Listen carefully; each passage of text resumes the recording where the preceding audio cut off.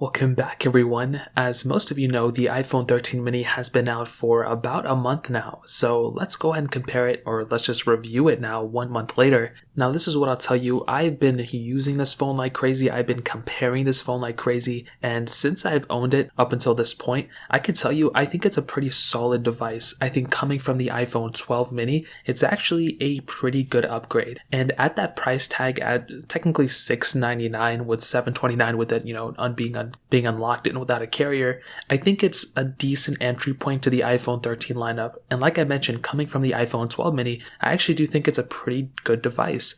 However, there are still some ways that I saw that if you have an iPhone 12, iPhone 11, even an iPhone XR, I would probably recommend keeping it. I think if you're coming from an iPhone 10 or iPhone 8, going to the iPhone 13 mini, if you love small iPhones and you don't want to go up to a different iPhone size, this is a solid phone. It has everything you'd ever want in a smaller device. And for my test, it's actually a really good device. It has better battery life from the predecessor. It has, better performance and all that, better cameras. But I just think if you already are purchasing an iPhone 13 mini, if you can go up to an iPhone 13 Pro, I mean, that's kind of like a no-brainer. But that phone is like the perfect iPhone in my opinion, but the 13 mini is still a very decent phone. Now, body-wise, you guys already know this, 5.4-inch OLED panel. The smaller notch wasn't really that big of a deal. When I was comparing it to the 12 mini, I didn't really see it being that big of a difference, to be honest.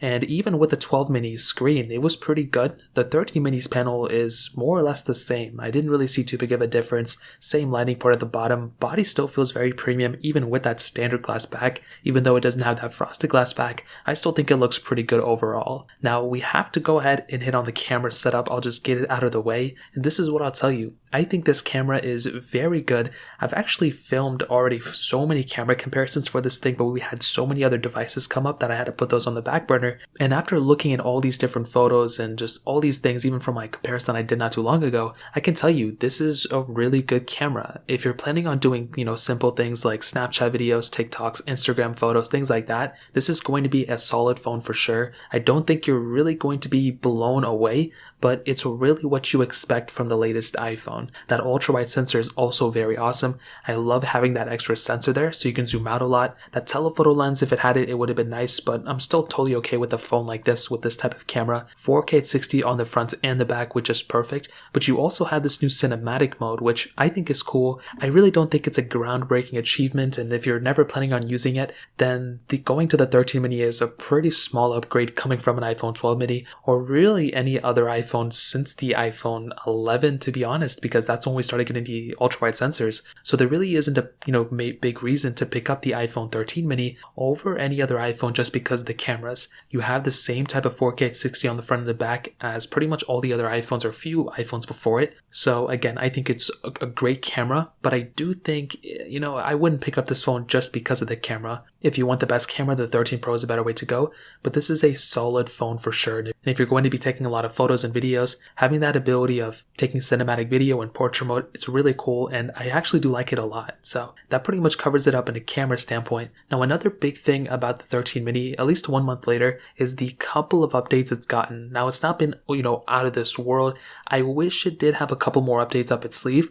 but I think it's okay. Like I said, there's really nothing you can do about it for the most part. And I do think with this phone, it's going to be supported for a very long amount of time. It's not like tomorrow this thing's going to be outdated. This thing is going to be getting software updates for many, many years. So whether you get this phone today or you pick it up next year or 4 years from now, chances are it's probably still going to get software support, which is a really cool feature. On top of that, when you get this phone, you're pretty much, future-proofed for a very long time. So you don't have to worry about whether this phone is going to be getting the next software version or whatever, or when it's going to be getting it, because all these phones get the same updates at the same time as long as they're supported. And that is something I really do like about these devices. So in terms of the software updates, that covers it up here. Now, performance is the one area that I really kind of want to hit on. And here's the thing, if I'm being completely honest, I think the iPhone 13 mini is a solid performing phone. You know, it has that Apple A15 Bionic chip inside of it, 4 gigabytes of RAM. It doesn't really need the latest and greatest of the amount of RAM or the latest chipset because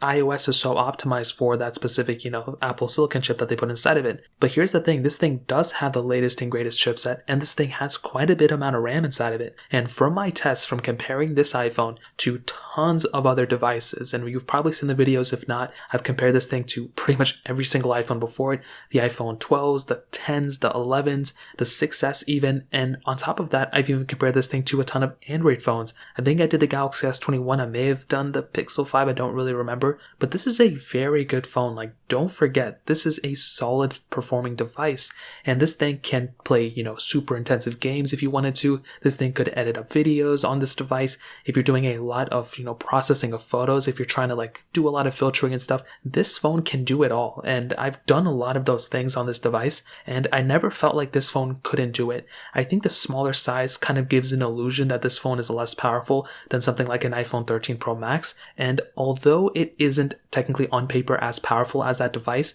it still is a very, very good performing phone. And if you're afraid that the 13 mini is too slow for you, or you think you're going to just, it's not going to be able to handle your performance, I can tell you from first-hand experience, this is a solid performing phone, and I think you're definitely going to be getting a really good experience from this device for sure. If you're somebody who wants to, if you want to take advantage of the most amount of performance you can get from a phone right now, the 13 Pro Max is probably the better way to go. But from my tests and from everything that I did, the 13 mini was a beautiful phone in performance, and I think it's, one of the best things about it, to be honest. Now, another thing that I'm actually really happy about that Apple did this year was increasing the battery life and the battery size overall. Now, when you look at the 12 mini, one of its biggest, disappointments was the battery life. And if you look at the rumors and everything, it looks like the 13 mini is going to be the last small iPhone. So I'm going to be really sad if that's the case. I really hope it isn't. But even if it is, the 13 mini is not a bad stopping point. Like, Apple put everything they could on this phone, at least in the battery standpoint, and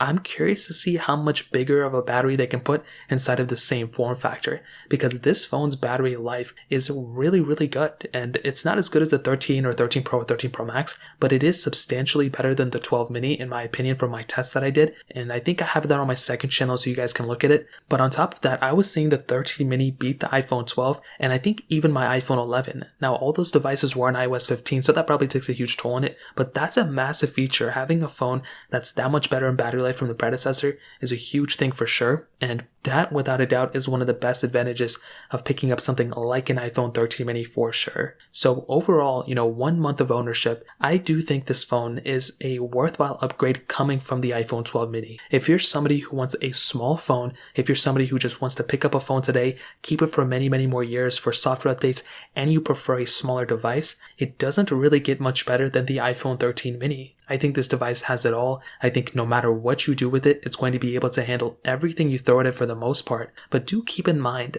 I think the iPhone 13 mini is a big upgrade from the 12 mini, but I do think the iPhone 13 Pro this year is a really good device. And if you're okay with a bigger size device, I think the 13 Pro or the 13 Pro Max, if you're okay with a huge phone, I think these are solid options for you, and I would probably recommend you to kind of decide which one you want from there. I definitely do think that the iPhone 13 mini is worth the money, and if it wasn't, I would be the first one to tell you, believe me. I don't think it's perfect. I think it's a little bit too small for me, and obviously I think the cameras could have been a little bit better this year than last year's. Apple could have done a little bit more there, but I am really happy that they put a bigger battery size inside of this, and it actually shows with my battery tests, and I appreciate the performance. And if this ends up being the last mini iPhone, I think I'd be okay with it, but that pretty much covers up like 1 month ownership of the 13 mini. I would love to hear what you guys have to say. Do you like this iPhone? Do you not? Let me know in the comment section below. Hit the like button, that would mean so much, but definitely hit that subscribe button. More importantly than everything else, I love every single one of you guys. Hopefully I'll catch you guys in the next video. Peace out till then.